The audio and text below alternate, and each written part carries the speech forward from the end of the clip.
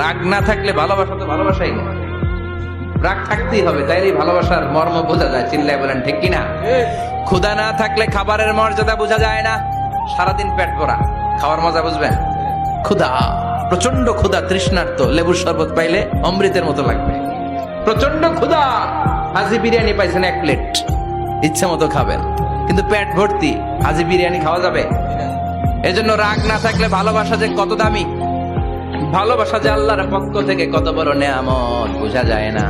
মাঝে মাঝে মা আয়েশা রাগ করতেন, শুনতেছেন? বিশ্বনবী বলেন, আয়েশা কখন তুমি রাগ করো, কখন তুমি আমারে ভালোবাসো আমি বুঝি। সুবহানাল্লাহ পড়েন।